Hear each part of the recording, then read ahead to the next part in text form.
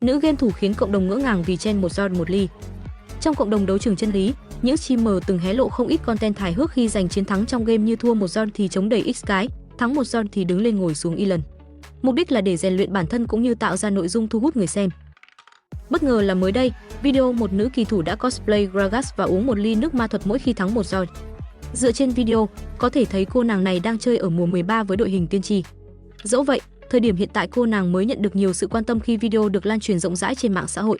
Cộng đồng game thủ cũng đã để lại nhiều bình luận hài hước bên dưới video như: mẹ nói cấm có sai lệch, mày không uống thì ai ép mày uống. Top 1 là đi ngủ luôn. Bảo sao chơi game toàn bị mẹ bảo là nghẹo ngập.